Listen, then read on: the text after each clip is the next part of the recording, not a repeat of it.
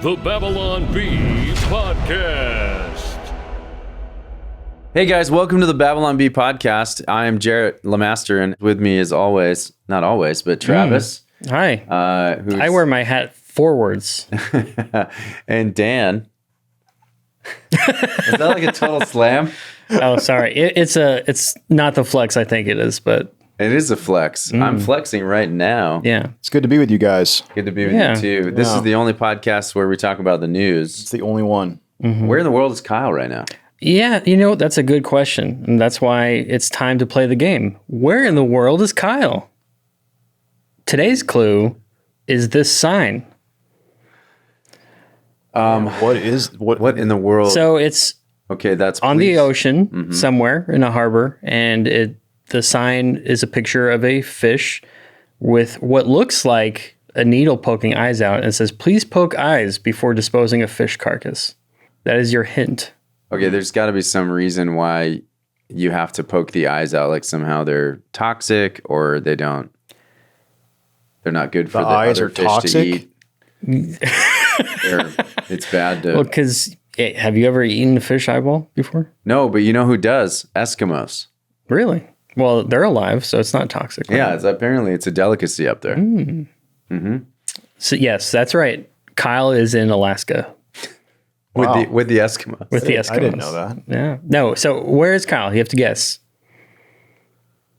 Just based on this clue. Well, I know, so I've kind of got an advantage here. I think. Well, the joke is we all know. Oh, That's why it's. That's why it's a it's a pretty pointless good game. joke. It's a great joke. All right. Well, write us at podcast@babylonb.com. Let us know where you think Kyle Where is Kyle? It's kind of like Carmen Sandiego. What's in the news this week? Another day, another breaking news story buried. They'd rather talk about anything else than what's really going on.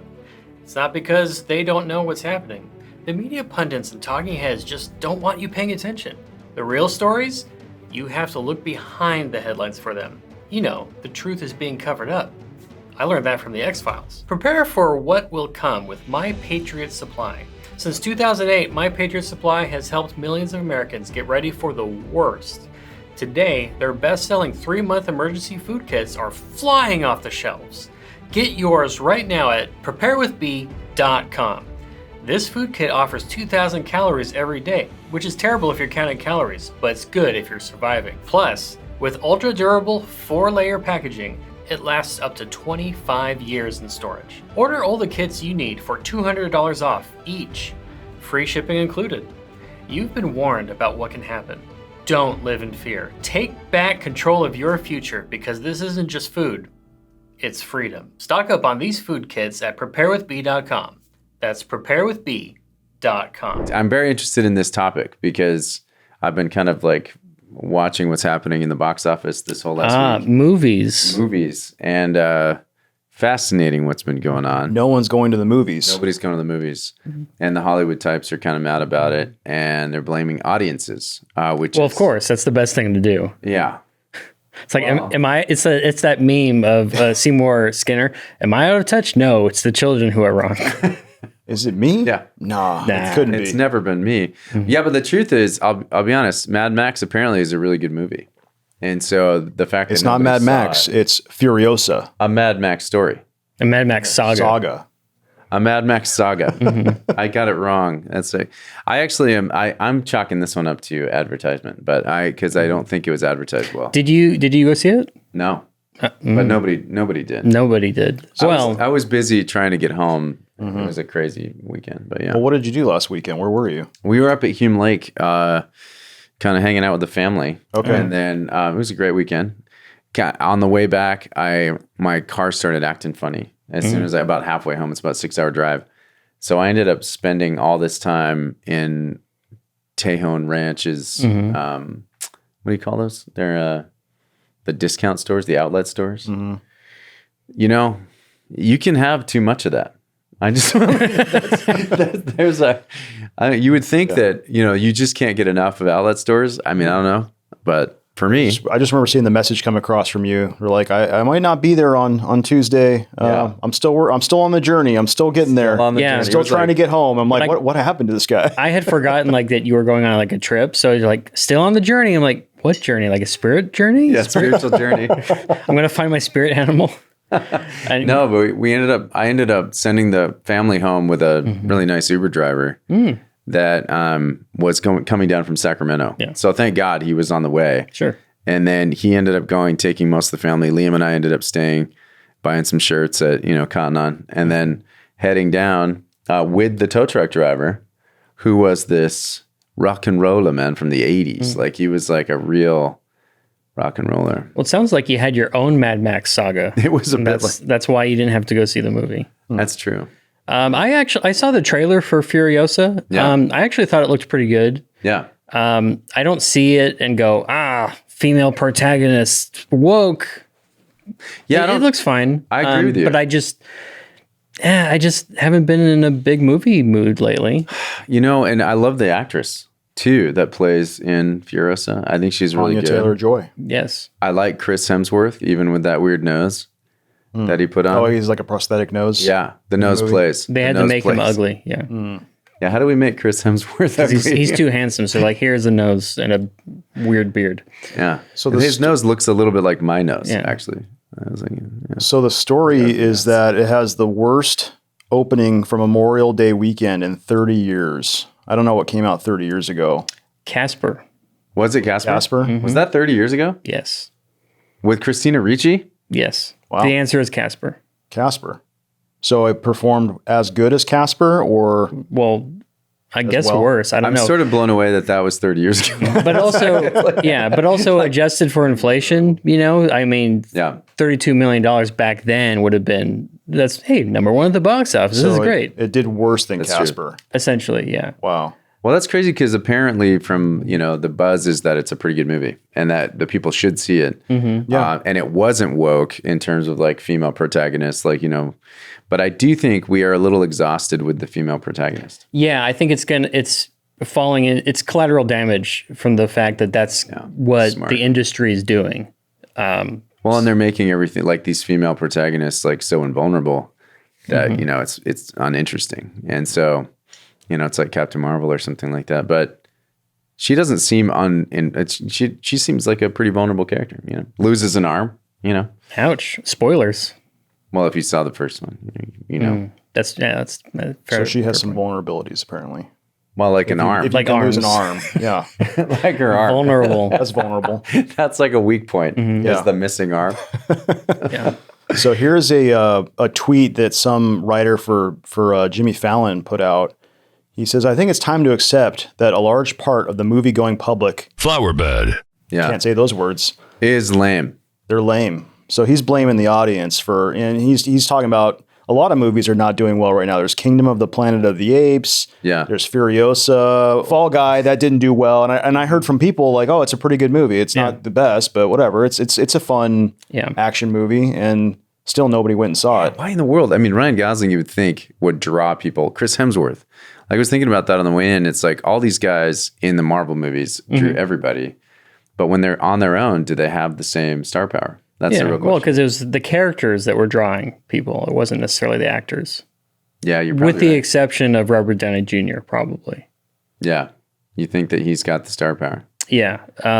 If he was in Furiosa, do you think that people would have gone? Yes.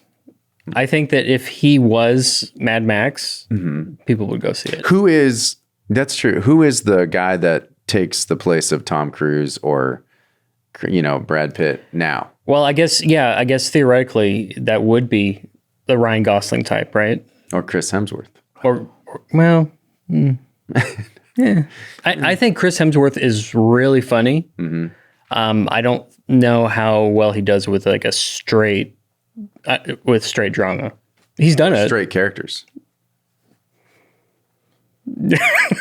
It's time that we bring back Mel Gibson. You know? Bring him out of retirement He's- for one last go. One He's last still job. around. He's Yeah, that's still what I'm around. saying. I met Mel. Should I say that? I'm named. Well, that's up to you. If you want to say it. He was extremely uninterested in me.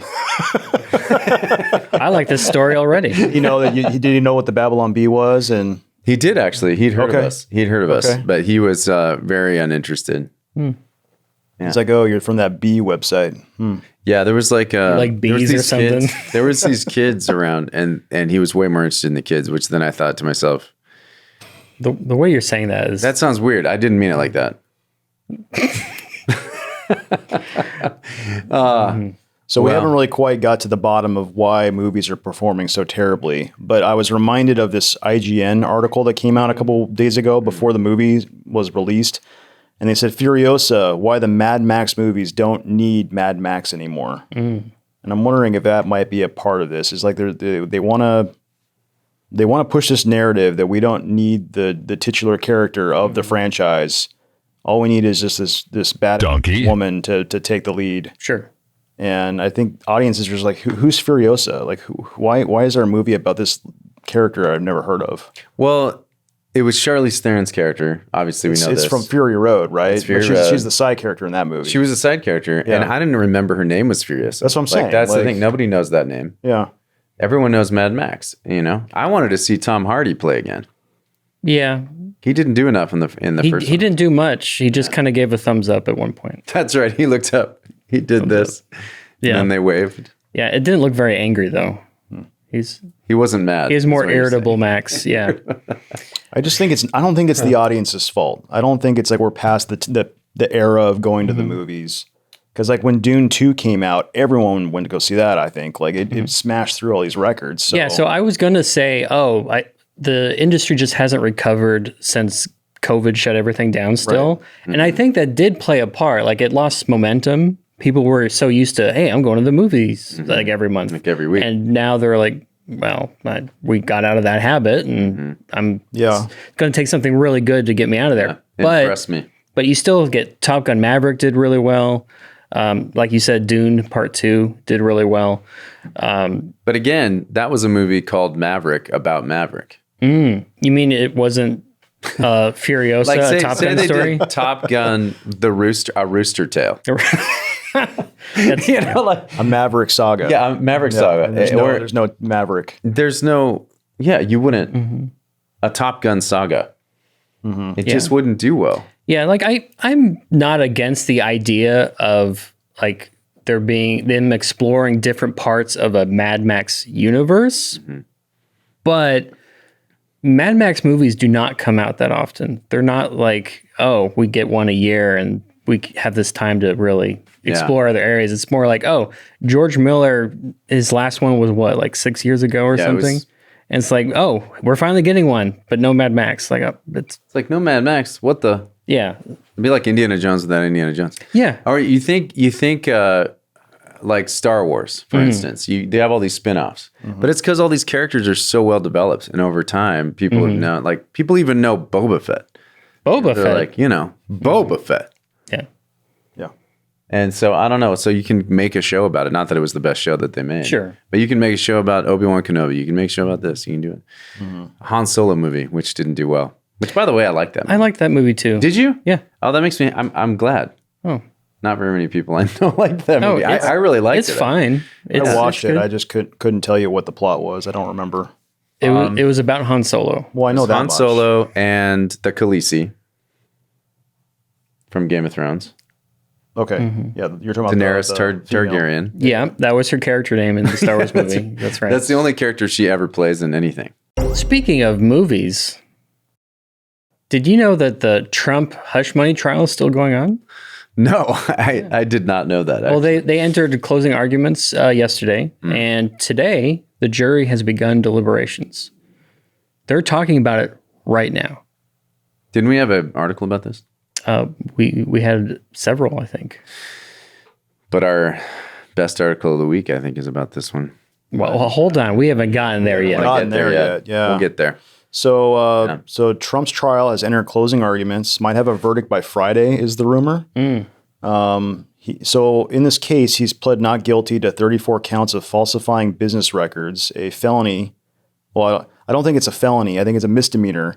But if it's attached to other crimes, it's then a felony. And so that's that's what's interesting is the news I was reading this morning is that the judge's instructions to the jury were basically like, you don't even need to agree on the other crimes.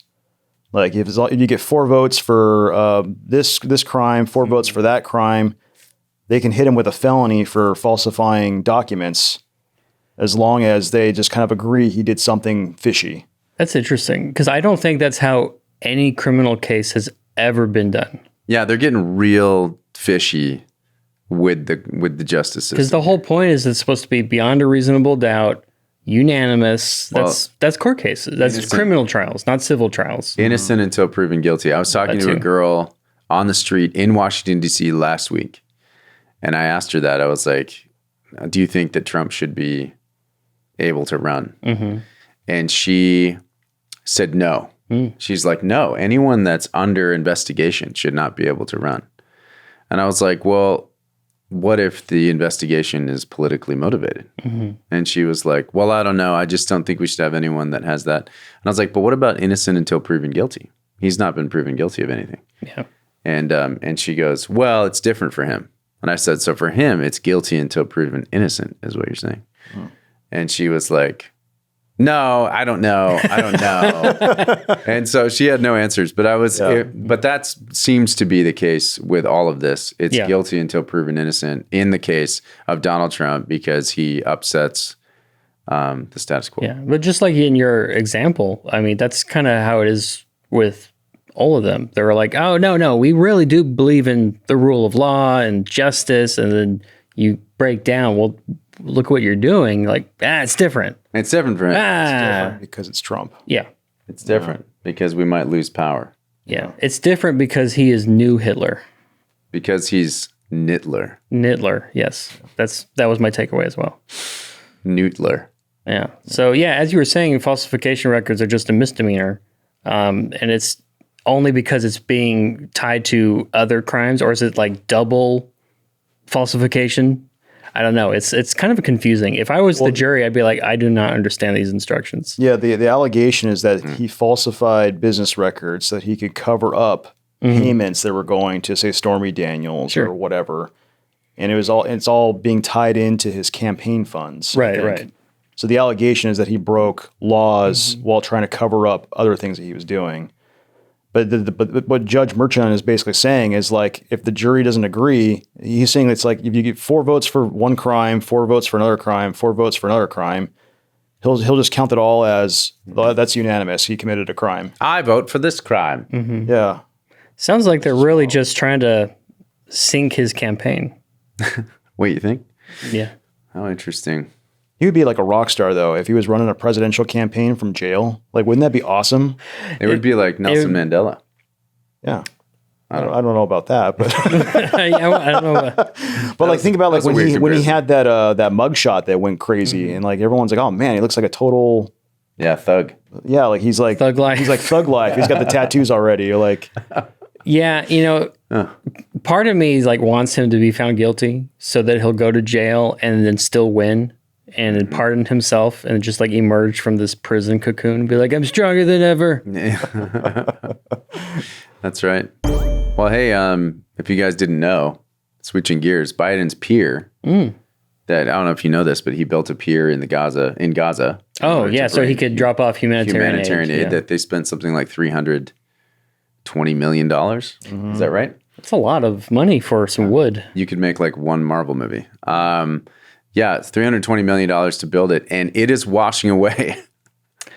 So this is like typical government stuff. They built something. Congress approved that? Did they go like, yes, let's build the pier. Let's vote. I'm going to say on this no. Bill. I'm going to say he did an executive order. So $320 million though to build a pier. Like, that seems expensive. Why do we need a pier, first of all? And it does seem expensive, $320 million. I guess they would need a pier because the border with Egypt, they're not really letting things go through. Yeah, but can't you just use the beach? I mean, like, can't you just kind of put some stuff on a raft? On a raft, we stormed Normandy. We can just take things and load them onto the beach and then take them off. They didn't leave all those transports there. I've also seen movies where they use parachutes and they just Operation Dumbo Drop. Dumbo. That's what I was thinking. Why did you Operation Dumbo Drop with Dennis Leary? Wasn't he in it? I don't know. Is he? I thought it was Dennis Leary. Ray and Liotta? Ray Liotta. Are they both in it? Maybe. We should look that up. Yeah. If you know, please send your emails to podcast@babylonbeat.com. It was Dennis Leary. Yeah. So according to this, on May 17th, there were reports that the aid was coming into Gaza because of this pier. May 21 says that none of the aid was getting to any of the population. Oh, that's bad. The Hamas guys were just stealing everything. Oh, yeah. May 25th, it gets damaged in bad weather. And then May 28th, pieces of the pier have broken off and are floating away. $10 million pieces of the pier. So what is that, like within a week? May 17 to Well, pretty about close. 10 days, 11 days. And we spent $320 million. So they're saying they have to remove it and repair it elsewhere. I guess because it's too dangerous for them to do it there. I don't know, that looks like a nice beach. I think it's time to just, let it go. Guys are just out. Just Let it go back out to sea. $320 million though. That's not that's not a price for a pier. That's like, we're talking like $100,000. It's more like it sounds like they got Caltrans to do it. Yeah. Because everything in Caltrans takes forever. It's over expensive. Like they've been trying to rebuild bridges along the freeway. Yeah. The undisclosed freeway. And close to where we are. And it's been several years. Years these bridges are not finished. I'm like, they built the Empire State Building in less than a year. Did they really? I might. Fact check me. I don't know. Yeah. I mean, I believe you. I mean, they used to do everything quicker. I mean, part of that obviously is safety regulations, and some safety regulations are good. Obviously, we don't want people flying off of girders and stuff. But at some point, you're like, how much? What's taking so long? My question is, I want to see an itemized a budget for that $320 million. It just says pier, $320 million. That's right, because the Babylon Bee could have probably used that money. I'm just saying. I can't think of a segue. I was like, speaking of bridges or piers, let's talk about the Pope. Let's talk about the Pope. He's not even Italian, but he is in Italy. He is in Italy. So Roma. We talked about the Pope last week a bit, and our Catholic friends were not too happy about that, and we understand. But this time, Pope Francis has called for gays, that is homosexuals, to be prevented from becoming seminarians, which sounds pretty normal because it's against it's against the religion. Okay. And the Pope, but the way the Pope said it, he said that there is too much, quote, faggotry. Oh boy. But he used that's the translation. So he used an Italian word, which I believe is pronounced frociagine, which translates as faggotry, but it's not like a slur for them. It's more like just saying there's too much homosexuality in the seminaries. And you know what? Maybe the Pope is right. Maybe he's right. Okay, wait. I don't want to be controversial here, but priests have been celibate for all these years. Yes. Maybe I shouldn't even go down this road, but don't you think that's probably a fairly common? Well, there are like rumors of like the gay mafia, that there is a cohort of gay priests that work their way up through the ranks and then they cover for each other, and that's the rumor anyway. But wasn't there so in the worlds that the Catholic Church was in, homosexuality was not accepted forever. And so you got all these people that were going into the priesthood because there was a legitimate place for them to be celibate. They could be part of like it's okay for me to be celibate. No one's going to pressure me to gay guys. get married. Like that was a place for them to land for a long time. I feel like. I mean, that I've always assumed that many of those priests were either asexual or homosexual. I don't know. Boy, that's going to be. We're going to get some comments about that. It's okay. Well, it's okay because the Pope said it. The Pope said it, and he's right. Right? Yeah. He's always right. He He's always ready. Only when he's speaking ex cathedra. Well, he would know more about priests than we would. I mean, I don't know. I mean, Yeah. He probably So, knows more of them than we do. I guess, speaking of faggotry in the church, No. this LifeSite News has reported male drag artist dances for kids at Vatican's World Children's Day. So this came out like the same week that he said this. Like, And it's like, well, Oh. So we okay. were like, I mean, granted, that's not a seminary. Maybe he's okay with it, but clearly something's trying to So why inject is that he- culture.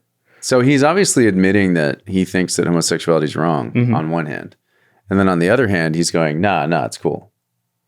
is So he? he's saying it. Well, he's blessing He's- people isn't who happen to be gay, I think, technically.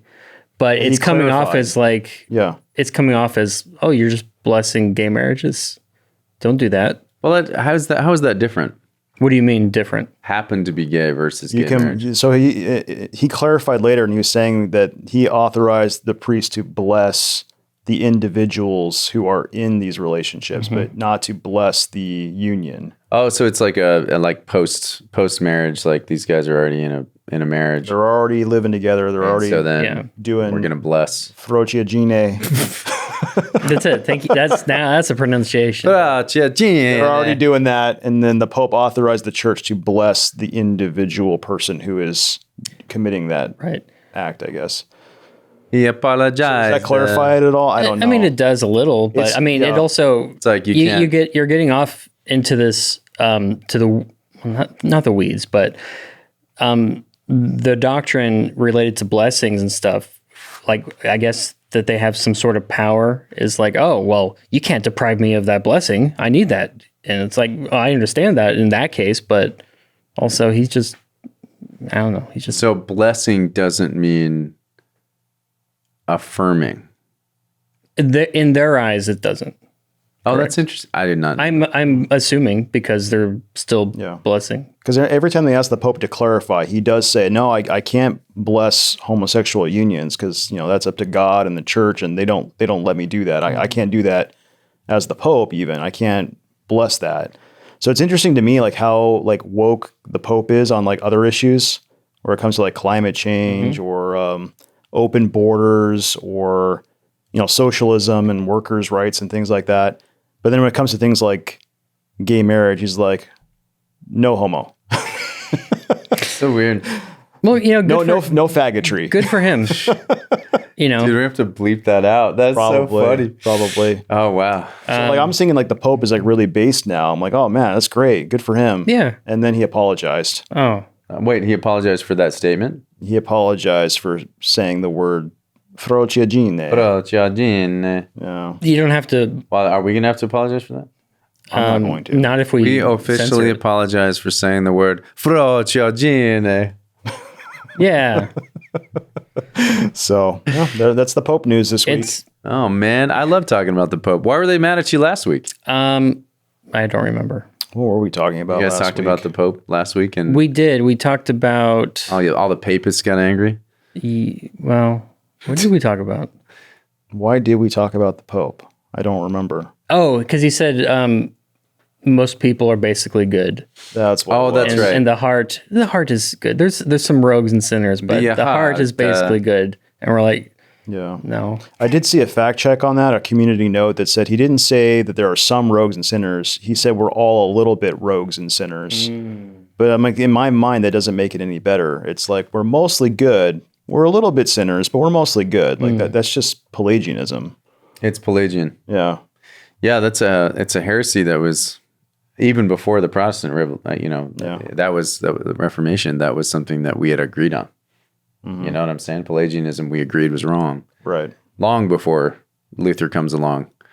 So, Well, speaking of Frogiagine, oh no. The librarian, the librarian, the libertarian, the Libertarian convention. Convention. I do. So the Libertarian Convention nominated the presidential candidate and booed Donald J. Trump. This is very interesting. So Trump actually showed up to the convention. Oh, did he? yeah. He showed up and he kind of gave a little speech and he's like, "Hey, you should nominate me." And they all booed. He's like, then you can lose. It was so good. It's like, go ahead, get your 3% every 4 years, losers, Yeah. Losers. He also promised to pardon Ross Ulbricht, something libertarians advocate. Who is Ross Ulbricht? Ross created the Silk Road. It was just a website that was like kind of like the ultimate free market. You can go on there and just buy, sell, do whatever you want. But then obviously the catch with that is that people can go on there and do illegal things. Oh. And so he got in trouble for that. I heard the Silk Road was actually a hotbed for human trafficking. Oh, that does I don't know. sound. That doesn't sound like a good thing. Then. I'm said that could be no. That doesn't sound like a good I thing. mean, obviously that's what they went after him for. It's like drugs, allegations of things like that. So there's probably not, And Yeah. some selling not drugs. so good things on there probably. yeah, like I think it's funny that he would promise to pardon him and not like Edward Snowden or Julian Assange, where he's not tied to some weird, shady thing. Yeah. Because the Silk Road sounds kind of weird. The Silk Road sounds Silk Road isn't that kind of a reference to the opening of the Chinese? Yeah, it's the trade route. Yeah. The trade route. Yeah, we actually talked to But it does Ross's mom on the podcast a long time ago, and it kind of just sounded like he's just this well-intentioned idealist. Like I just want to make the world a better place, and I think that free markets are the way to go about that. And so he kind of just, as a young idealist, that's what he created was I'm going to make this website where everyone can freely buy and trade, and like I think that's what's good for humanity. So like I don't agree with his ideology fully. Sure. But I can see like how in his mind he thought he was doing something good. I could buy that. Yeah, certainly. And I think they threw the book at him. They like sentenced him to like 200 years in prison or something. Wow. So I think that's why in libertarian circles it's a big rallying thing of like, why is he rotting in prison when And who other threw the people book at him? Who was it that really were his prosecutors? I don't know. I don't That's know where he interesting. was That'd be interesting prosecuted. to know. But I guess I don't know much about this. it's like a bunch of federal laws, I'm sure. The federal court. The feds. The feds got him. Yeah, the feds have a lot of people in prison that shouldn't be in prison. Yeah.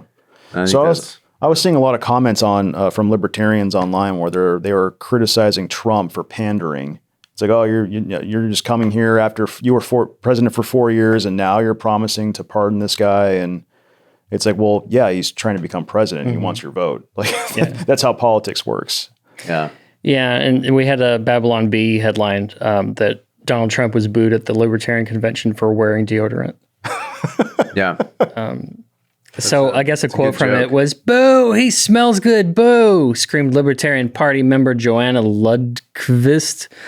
"It's very pleasant smelling and I don't like it, boo." Boo. Boo.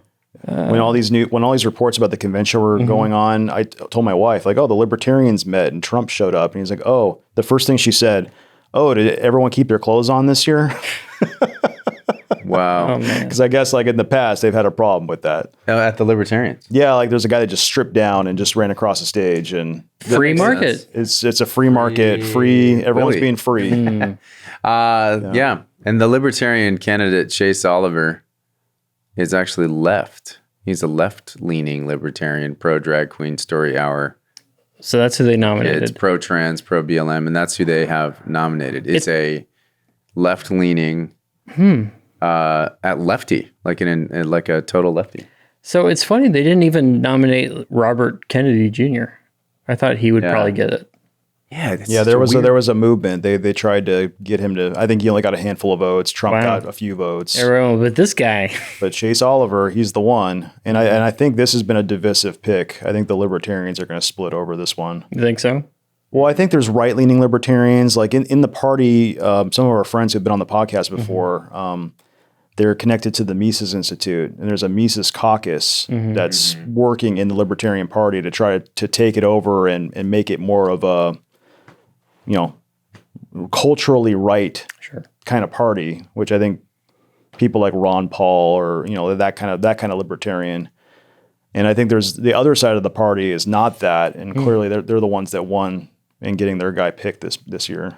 Yeah, it's such an interesting concept to kind of make government extremely small, because then people do have the freedom to be hedonists, Right. on the one side, and on the other side they have the government isn't interfering with their gun control or whatever it is. Yeah. So, it's a weird catch-22. You kind of get both sides of the thing. You can fall off the log either way, probably. So, man, kind of weird. It's a weird thing. Speaking of falling off a log, did you know that Pixar just laid off a bunch of people? Sad. Oh, that's sad. Yeah. Because some people were probably pretty cool. I don't know them, but Pixar's kind of been going downhill of late. What are the last movies that Pixar has done? Because I don't think I've been to a single one. Elemental 2. I didn't see that. I don't think there's an Elemental 2. Inside Out 2 they're making right now. Yeah. Yeah. Making that right now. That's right. It's not Elemental 2. But it's such a weird, I don't know, like looking at the box office and trying to, because the other side of the distribution coin is that even if they don't do well in the box office, they can do well on VOD and Sure. and like downloads and things like that. So they might be, I don't know. At the end of the day, they might still be making enough money to support these people. But who knows? Yeah, but I mean, they still had layoffs, and you would think they would be above that because they've been so successful in the past. Well, I think it's the sign of the times too. We always talk about you go woke, you go broke. Yeah. And that's probably what's happening with that. People aren't buying because it's for kids. But they're not making movies like Toy Story or Monsters Inc. anymore. It's, it's always got some kind of agenda or something they want to push, it seems like. Yeah. Yeah. Maybe that's undeserved. Maybe I just don't know. But like when I look at movies nowadays, it's like, I'm not taking my daughter to go see that. Yeah, and well, I think there's a fear too. Like they could come out with a movie that's like Inside Out 2 could be totally fine. Yeah. But I'm going to be like, oh, I'm not going to see it. I don't know. They might be, I'm just a little nervous about what the content might be. It's the same thing you were talking about. It's like PTSD from watching all of the kind of like female protagonist movies where Sure. they don't have any vulnerabilities. It's like, I don't want to see another one like that. So let's start telling real stories and then we can maybe trust you at the box office. We'll put our money out. Yeah. That's what I think. Speaking of money, Yeah. Dan, Yeah. I love this story so Strong much. transitions We've today. got some animal news this week. Ooh. There's a man who spent $14,000 to become a collie, the dog. money well spent. Now look at him. And he changed his mind, though, after realizing that it's very difficult to walk like a dog. I like how he like had this desire, but he just didn't think it through. Yeah. He didn't count the cost. You make it sound so casual, though. Like, this is kind of hard to do. Yeah. Yeah. I think So after walking like a dog for some time, That picture is I've realized horrifying. my human body is not intended to walk like a dog. It's almost like he wasn't born with 4 legs. He was born with 2. Most likely. Yeah. Unless he only has 1. So which he I don't. went by the dog name of Toko. And I guess Toko could not even pass his agility test. So Travis, I don't think you've seen this. No. Oh, I'm so Jared, excited. have you seen this? No, I can't wait. Okay. Oh, I don't want to Actually, see this. watching- Oh, it's horrifying. Honestly, watching humans, oh my gosh, this is so good. So there's Oh. there's Toko. Oh, he looks like he's a monster. What in the? I mean, a normal. He must have a bad back. There's or a something. full video I Like can click here. a normal person could potentially. What? Oh, This is horrifying. yes, I don't like this. So for our audio only listeners, we're looking at a man in a dog suit and he's walking on all 4s. But it just looks like this weird, it just looks like an obviously fake dog man. Oh, it's horrifying. It is like it's a bit like a horror movie. It is, yes. It's a bit like a Japanese horror movie where somebody was kidnapped and they were forced to become a dog. I like how that dog is like, you're not a dog. Yeah. There is oh my gosh, look at his legs. Look at his back legs. Are you seeing this? That's why he's having a hard time. So now he's trying to jump over a pole. It's like a dog show agility test. They trapped his back legs. I'm guessing. He's gonna jump. He's walking on his knees in the back. That is so weird. Yeah. So he hit the pole. It was at this moment that he realized I made a like, big mistake. This was a bad idea to strap my feet to my butt. That is awful. So wait, now what's he jumping? Do you guys remember that movie? There was a movie called I think it's called Tusk. Yeah. I've never seen it. I was kind of horrified to think No, of I it. know. I had it described to me and I didn't want to watch it. Yeah. So yeah, Kevin Smith directed a horror movie where a man gets basically turned into a walrus. How is he using his feet? This is so weird. Where are his legs? Yeah, so it basically no matter what obstacle he's going around, he's failing every single one. And he's going about a mile an hour. Like literally he can't go faster. Yeah, now this one he's doing like a slalom, so to speak, just going in and out. So no jumping, but he can't bend. So he's hitting all of the poles. It's just sad. I just like to think that in his mind he was totally gung ho, and then he did this test, and he's like, "I guess I can't be a collie after all." I thought I could do it. And then his failed that arms, you test. could see his arms folding like a person's arms. And so he's obviously got human length arms, and then like his feet are somehow tied to his butt. I think it's So he's behind walking that. on his knees. So he's like on his knees on the back, and then on his hands in the front. It's awful. So my question is, what drives somebody to do something like this? Like, what is behind the desire to become a dog? A mental disorder, obviously, Dan. Well, I know, obviously, but I just don't know. I just don't get it. Yeah, but you mean like why a dog? Why not something else? Well, no, not even that. I'm just wondering what's behind this idea. Like, I want to escape being human. I think very there's strange. radical escapism in all these things that we talk about. I think it's insane that people do this. Yeah. Well, sorry, Toko. Sorry, you didn't pass the agility test. I hope you're a normal person now. Hey, Travis. Yeah. Are you ready to get hype? Oh, yeah. I don't know if you've seen this or not. How do I get but, hype? There is a new product coming out, and I want to share it with you. What is it? So, do you like Legos? Yeah. Boy, do I. Do you like Legend of Zelda? Absolutely. Well, there is now the Legend of Zelda 2-in-1 Lego set. It's a Deku tree where you can build both the N64 version and the Breath of the Wild version. That looks awesome. Wow, I'd love to get that. I just build it yawned. with my daughter, you know? It's like probably it's got to be like what, $30? No, that one's probably about 100. Well, let's see if I can click a link here. Maybe it'll have some information. Here we go. Lego.com. Let's see what the price is. Great Deku. The Great Deku Tree. Whoa. Oh, it's only $299, Travis. $299. My son Owen is on Lego Ideas. It's a website, and he builds his own ideas, and they're actually really cool. But he said that the Lego Ideas website has now, they're very excited about Pride Month. So there's a bunch of gay sets that they've done. Interesting. There's no pride flag on this Deku tree. Pushing to the That's kids. why it's so expensive. That's It's a premium product. Premium product. You don't have to have the Pride stuff. But I like how this is marketed. It's billed as 2,500 pieces, and it's for ages 18 plus. 18 plus. Huh. It's like it's not for kids. It's not for teenagers. You know, got to be an adult to Lego- get this one. Lego has lost its way. Yeah. I mean, I like Legos. But like come on. They're pieces of plastic. Well, the Lego Technic sets, is that right? The ones that where you're doing like a real Lamborghini with like a working engine. Like my kids do that, and they're fascinating. My kids have more Legos than any kid I've ever heard of.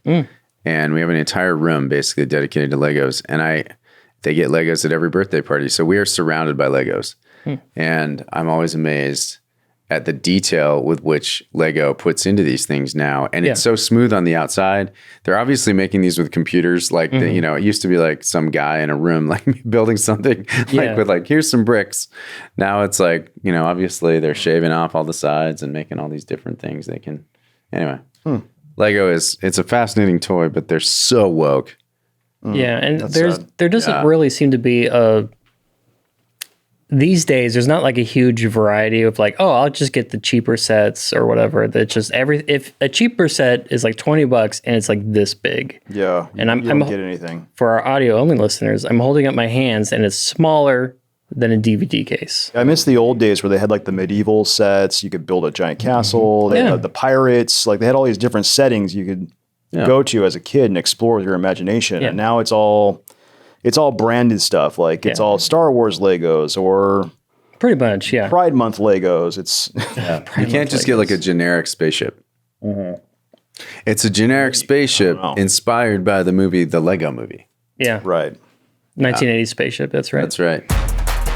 Banger of the week. The article that did the most shares during the week Judge instructs jurors they need not believe Trump is guilty to convict him. Is this like a fulfilled prophecy already? Yes. Yeah. Pretty much. Was that actually within a week? Did we write that after? No. No, before. this is from May 28. So we actually wrote this, and then the judge did say almost exactly that. Yeah. He's like, you don't need to really be unanimous on the crime. Just sort of in the ballpark. Maybe if a couple of you think that, Yeah. that's crazy. Yeah. It kind of sounds like it's probably pretty open and shut that he probably falsified some kind of paperwork somewhere. Mm-hmm. But they're trying to tie it to these bigger crimes that would make it a felony. And so it sounds like the judge basically told him today, like, you don't have to agree on what those crimes are. It's just so amazing. Like, what is the precedent for that? Like, or what will that make of our legal system going forward? Right. This is insane. I think if he gets convicted, I think it'll get overturned so fast. I think he'll appeal like crazy. Yeah. And it'll be an easy case because of things like this. I feel like they're not thinking about how they're ruining the justice system or the voting system. They're doing all these things without thinking. They do it all the time too. Like, remember when they got rid of something about the filibuster rule? Right. And Republicans were like, you're basically going the nuclear option, and you're going to end up paying for this. Yeah. You're going to regret it. And then they did it anyway. And now Republicans stonewall them all the time because the filibuster rule changed. So, yeah, we're going to use this. Mm-hmm. Yeah, it's just a crazy thing. Seems like, remember that you get marshmallows? You can either get 2 marshmallows in 30 minutes or 1 marshmallow right now. Oh, it's like that study. test, yes. the study. Mm-hmm. It seems like all the people on the left are the 1 marshmallow right now people. Mm-hmm. And all the people on the right are the 2 marshmallows later. Do you have marshmallows on you? I wish. No. Oh. I'm sort of a 1 marshmallow now guy. So, but I'm also conservative. So I kind of want some marshmallows. Yeah, I do too. Yeah. You know what I'd really like? S'mores? Marshmallow mateys. Marshmallow. You ever had those? Wait, what? It's Lucky Charms. It's an off-brand Lucky Charms. Oh. They're the best. There's T-shirts. T-shirts? Yeah. You can get a Marshmallow Mateys T-shirt. Bomb of the week. Well, our bomb of the week, this is the article that didn't get as many clicks. Major League Cricket introduces pitch clock in attempt to reduce average game time to 7 days. So it's just so I'm willing to bet it's niche. It's like cricket. Yeah. What? That's for all of our British followers. I bet you Kyle was at a baseball game and he was just like sitting in his seat. He's got his hot dog. He's watching the game. And he's like, you know what really grinds my gears? The pitch clock rule. But I do like that idea though, because I've watched a little bit of cricket just because it's on. I'm like, you know what? I'm going to understand this game. And then I never do. Yeah. Because you can't understand cricket. I don't think even the players who play it understand it. Yeah. It's like playing bridge. Yeah, but they drag. Those games do drag. So I do like the idea of them introducing a pitch clock meant to speed it up, but it's still only 7 days. I think it's interesting because cricket was invented by people with all kinds of time. Like they had nothing but time. It was like by the aristocracy in England when they literally had nothing to do. They were just sitting around on their like butts. Yeah, I think England invented every sport. Yeah, except for baseball. Not baseball. America. Baseball. And football. Football. Well, they had rugby in England. Yeah, but I guess we kind of like... I feel like there's just a bunch of rich people in England that had all this time on their hands. They're like, you know what, we need sports. It was the Kings. Yeah. No, it's true because they didn't have anything to do. They're like, well, I get 10,000 pounds a year. What am I going to do with my time? Right. Rugby. I'm going to manage that village and play cricket. Yeah. That's for you, Pierre Tige. So we have a new thing. Yeah, Travis, you it's want to time take this for. off? Yeah. 1 week ago, we debuted a brand new segment called Red Lobster Facts, which is in no way affiliated with Sizzler Facts. It's a coincidence. So today's Red Lobster Fact says that Red Lobster was founded by Bill Darden and Charles Woodsby in 1968, an hour south of Orlando, Florida, and was originally billed as the harbor for seafood lovers. Then in 1970, General Mills, the company known for Wheaties and Cheerios, acquired Red Lobster with its 5 locations. The chain rapidly expanded to 372 restaurants by 1985, becoming the first national seafood distribution system in America. This has been Red Lobster Facts. Wow. That's a great story. It's I'm not sure we're going to be able to. Story. Yes. I'm just saying, I'm not sure we're going to be able to top what we did with Sizzler Facts. I'm waiting to see. Do you think we can do a Red Lobster like video? I don't think. Is there going to be the same passion behind Red Lobster Facts is just a gleam in our eye right now. It's a twinkle in our eye. We don't know what it will become. Yeah, but it's someday. hard to reach the heights. We do not know what it will be, but in the twinkling of an eye, it will be changed. But it's the second week of Red Lobster Facts, and we already have Red Lobster mail. Wow, that was fast. So we got a mail from Sam. He emailed us, and he says, "My favorite Red Lobster memory was that we were too poor to ever go to Red Lobster." Sam. That's a great email, Sam. Thanks for sending that to us. All right, so do you have mail for Red Lobster Facts? Email it to us at podcast@babylonb.com. Yeah. Or if you have any questions or comments, we just won't care unless they're about Red Lobster. Yeah. All right. So I guess we're going to there's a new section too. We're going to talk about what we like. It's like a fight club between two things. Mm-hmm. That's the idea. I thought we agreed it was a Thunder Club. Is it Thunderdome? Thunderdome? No, that's already taken. The Master Blaster. You guys remember that? No. That's from Thunderdome. Gladiator 2. How about that's coming out. The Coliseum? Yeah. I call it as I see him. Whoa. I did not see that. Write to us at podcast@babylonb.com if you know what the name of this segment should be.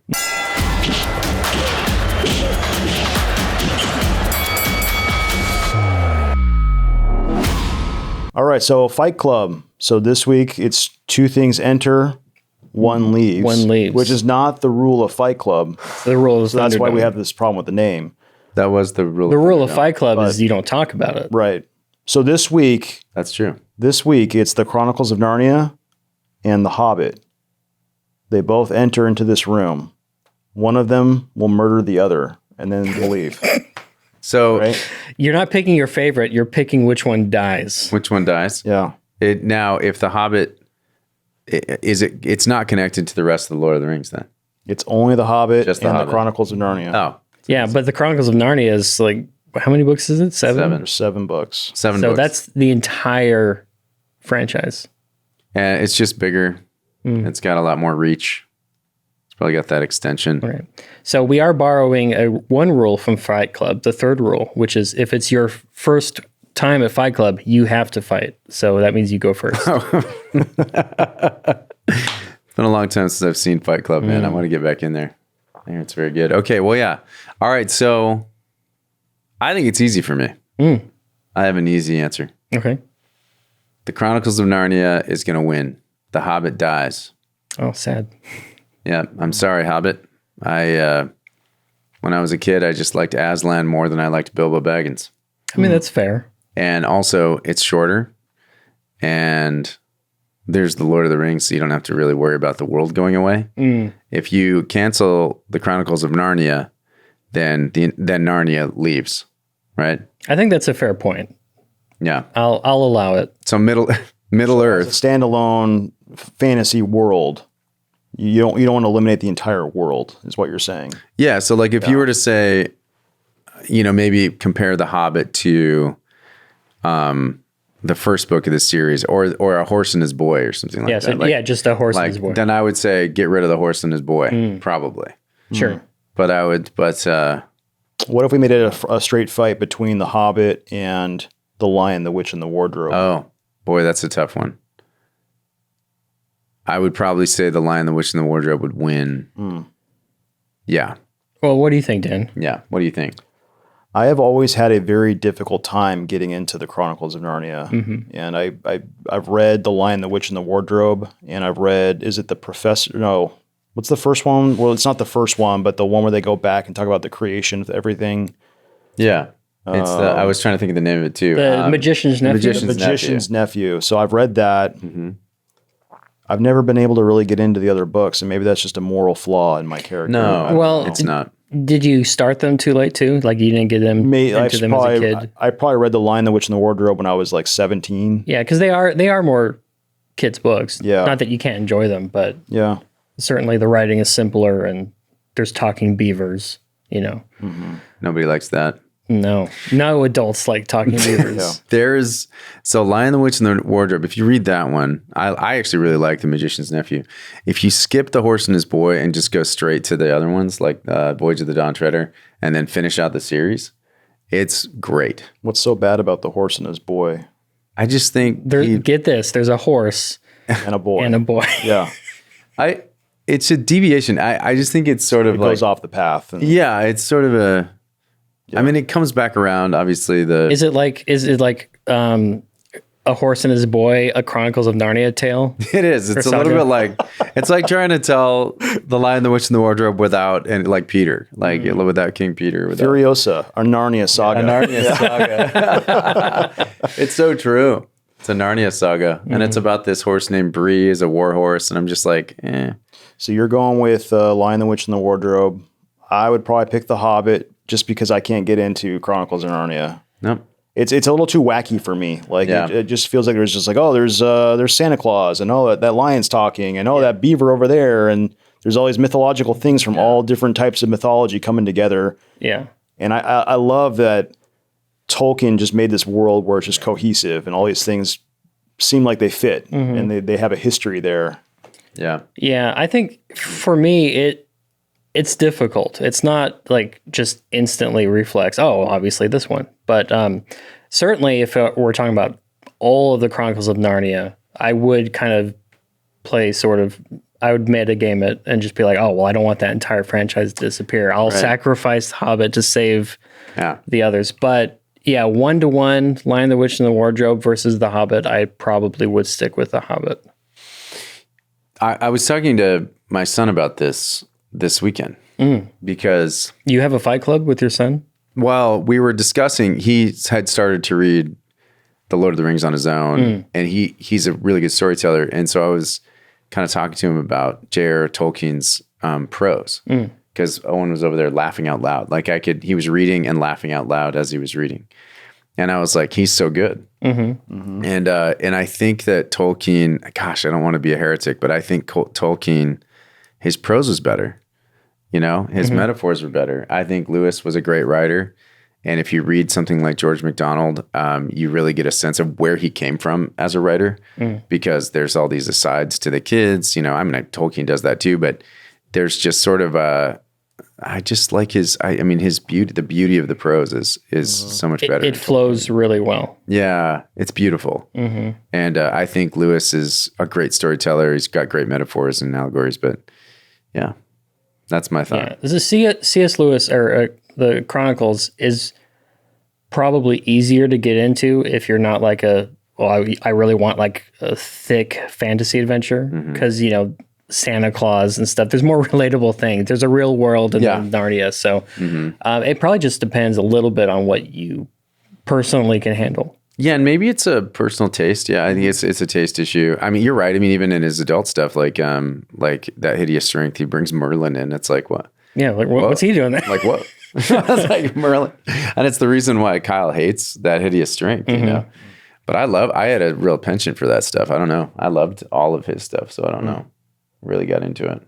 Yeah, I definitely need to read more C.S. Lewis. I haven't read enough. But I did like Lion, the Witch, and the Wardrobe. I thought it was good. I really like that we're talking about Lewis and Tolkien now. Like, we're still talking about this. Like, this is something we bring up all the time. It's a testament to their long-lasting ability. Yeah. And especially us, as we've talked about this a lot. Oh, sure. And I just think it's like... Well, long-lasting until today because we just murdered the Lion, the Witch, and the Wardrobe. It is now gone. And now the Hobbit leaves. And so goes that to live was its life. The Hobbit goes to visit Tom Bombadil. Oh, yeah. Tom Bombadil's not my favorite character. Well, he's not in the Hobbit, so. So 2-1. Is he? 2-1. 2-1. Sorry, Aslan. Aslan. Oh. Well, Now I feel Aslan's bad in because it. Aslan is just Jesus. Yeah. Oh, no. No. You killed Aslan. You killed him on a table. Oh no. Hey, you want to let's check in with community notes, see how they're doing. Yeah. Okay. Community How are you notes. doing, community notes?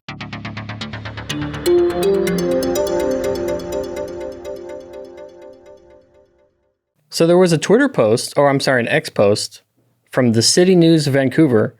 And it says, May 27 marks a grim anniversary. 3 years ago, Monday, hundreds of unmarked graves were discovered at a residential school site in Kamloops.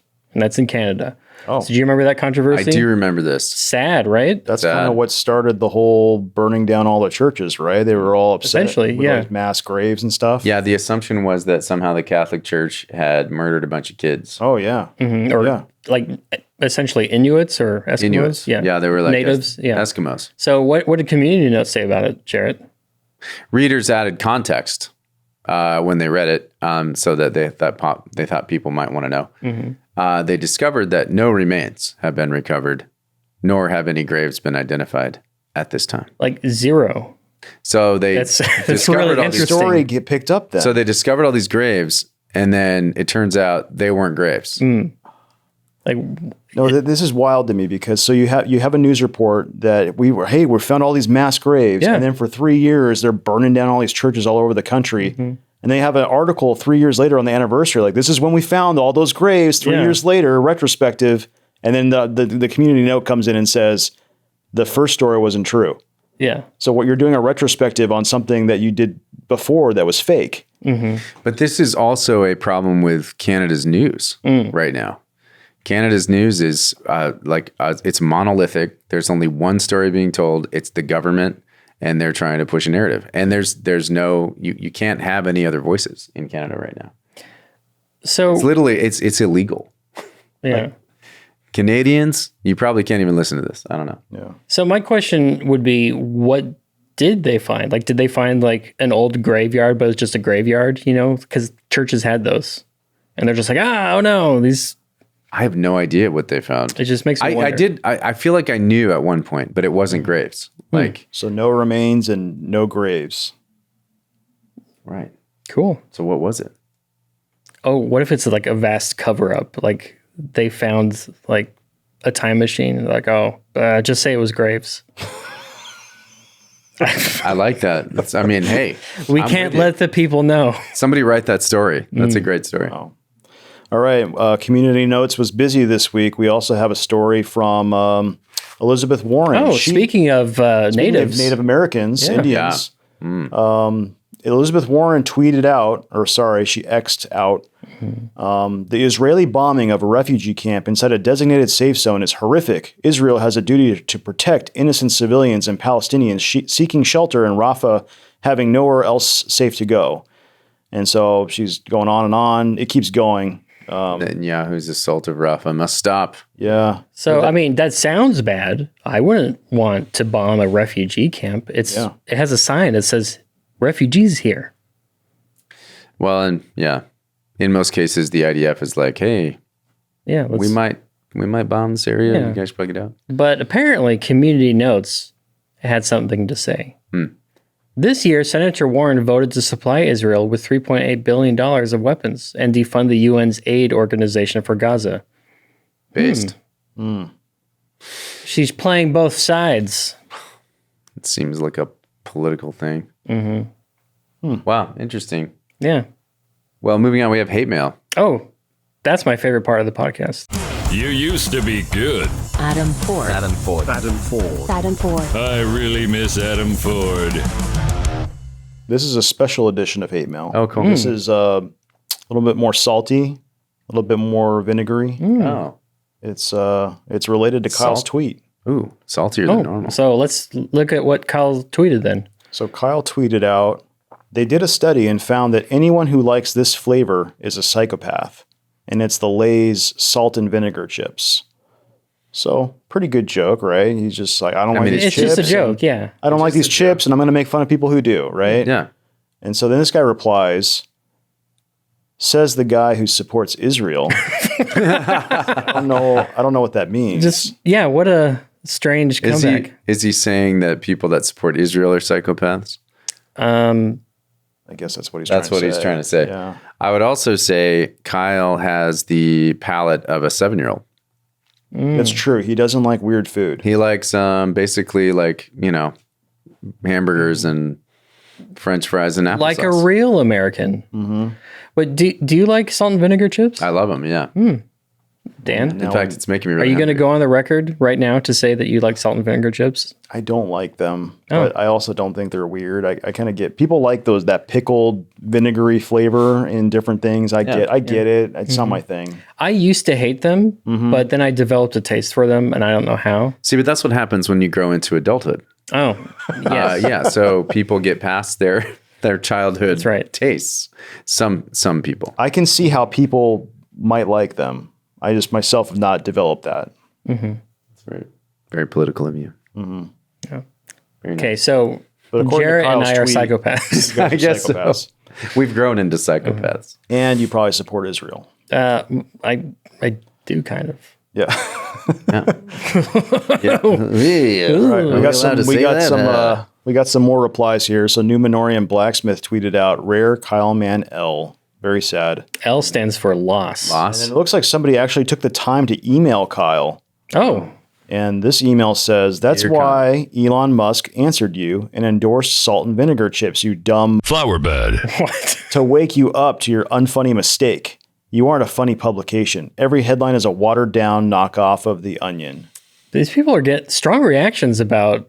I think that guy needs to go through the Onion and show us how every single one of our headlines is just a watered down Onion headline. It's like a 1-to-1 thing. We read The Onion in the morning, Yeah. and then we take that headline and we just edit it a little bit, And then knock we it off. we publish it like it's our own. That's exactly what we do. Yeah, that seems like a really mean, it saves big time. acquisition. It saves time Yeah. for everybody involved. Every single headline. Yeah. But like you're saying, that's a Done a lot really of work. strong reaction to salt and vinegar chips. Yeah. And then some guy named Alan also said, "I'm sorry, but please delete your account." So there's a GIF. I'm sorry. Ugh. I hate that I said that. GIF. Thank you. Is Jif the peanut butter? Jif is the peanut Yeah. butter. But supposedly the guy who invented the word GIF says it's pronounced GIF. I But never everyone heard just that. agrees that he's wrong. That guy's full of crap, man. That's interesting. But That John Denver's full so of crap. there's a GIF of Jean-Luc Picard, and it just with the tagline or a subtitle, "Please delete your account." Delete your account. And then here's another one. Retro Jank said, "Say that out loud so I can hear what room you're in."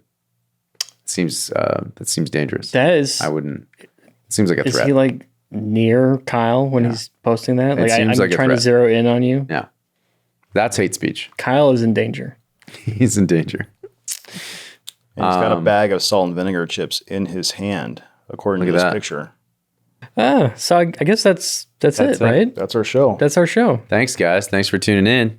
We do have a subscriber portion. Oh, we do. If you guys will stick around or become subscribers, you can listen to the rest of this podcast and let it tickle your ears. So become a subscriber. Go to babylonb.com /plans. plans and sign up for the plan that's right for you and your family after you consider it with your wife or your kids when you sit down and have your financial conversation. I mean, yeah. What can you but- commit to? You know, like what can we do this month? Yeah. When you talk to your accountant and see, hey, can I make this work? Tithe first and then pay for the B. Yes. And if it helps, you can use promo code podcast and save 20%. Wow. 20. That's a lot, Dan. It's a lot of percent. For the amount that you would spend on a Starbucks, you can have access to all this. All this. One time at Starbucks. Come and hang out and let's become friends. And you know Otherwise- what? Starbucks is pretty mid. I agree. But this, not mid. Not mid. Trading up. Become a subscriber today.